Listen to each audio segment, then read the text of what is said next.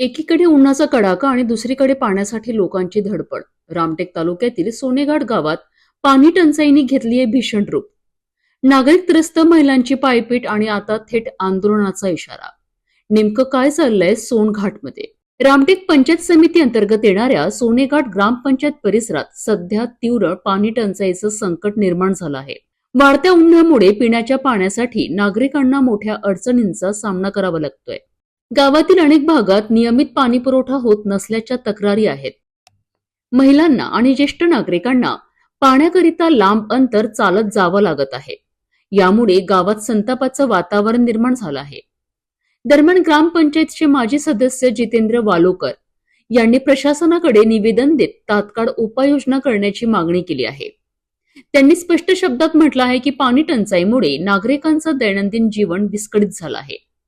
गट ग्रामपंचायत सोनेघाट सदस्य राहताना आम्ही सभागृहामध्ये आवाज उठवतो पाण्यासंदर्भात, पण तरीही आमच्या पाण्याची काही समस्या सुटेना. पण आज आम्ही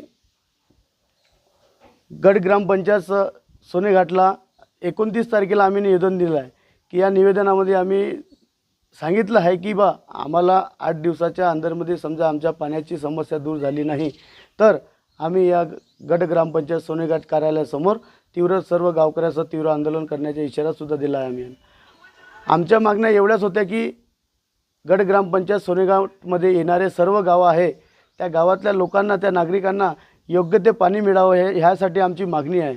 पण सरपंच, उपसरपंच, सचिवाच्या हलगर्जीमुळे आमच्या गावाच्या सर्व नागरिकांना पिण्याचे पाणी बरोबर मिळत नाही. 4-4 दिवस नळ येत नाही, 5-5 दिवस नळ येत नाही आणि सर्व गावातले लोक आमच्याशी संपर्क साधून आम्हाला अश्लीलतेच्या ज्या भाषेमध्ये बोलतात आम्ही ते शब्द जे आमच्या सरपंच, उपसरपंचाला सांगतो आणि ते लोक आमचे कोणतेही शब्द आमच्या मार्गी लावून घेत नाही. आज आम्ही सोनेघाटच्या जिथं पाणी, वॉटर सप्लायचं पाणी पूर्ण गावाला सप्लाय होते त्या तिथून आम्ही पाहून आलो आहे.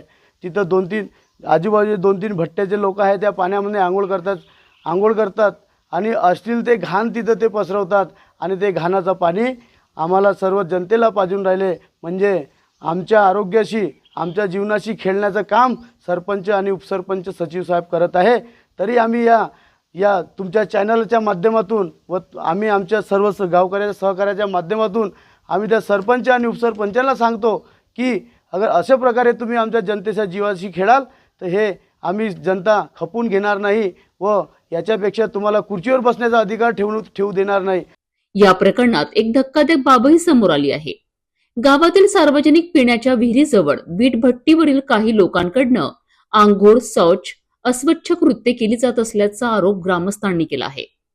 आणि धक्कादायक म्हणजे त्याच विहिरीतील पाणी पिण्यासाठी पुरवले जात असल्याचा आरोप. यामुळे नागरिकांच्या आरोग्यावर गंभीर धोका निर्माण झाला आहे. आता ग्रामस्थांनी इशारा दिला आहे, 8 दिवसात प्रश्न सुटला नाही तर ग्रामपंचायत कार्यालयासमोर ठिय्या आंदोलन करणार आहे. पाणी ही मूलभूत गरज आहे, परंतु सोनघाटमध्ये तीच बनली आहे मोठी समस्या. आता प्रश्न एकच, प्रशासन वेळेत जागं होणार का की ग्रामस्थांना रस्त्यावर उतरावं लागणार? समस्या ही आहे की 4-4, 5-5 दिवस पाणी पिण्याचे मिळत नाही आणि ज्या ठिकाणाहून हा पाणी येत आहे तिथे 50 जसे पथेरे म्हणजे भट्टेवाले लेबर तिथे आंघोळी करतात, संडास करतात आणि तो आंघोळीच्या आणि संडासच्या पाणी या सर्व नागरिकांना पिण्याकरिता सोडत आहे आणि आमच्या आरोग्याशी ही ग्रामपंचायत छळ करत आहे. याच्या सरपंच, सचिव यांना वारंवार सांगूनसुद्धा ही ऐकत नाहीत आणि शासनाने याची दखल घ्यावी आणि जर का आमच्या आरोग्याला जर काही झालं तर याचे जबाबदार कोण राहील?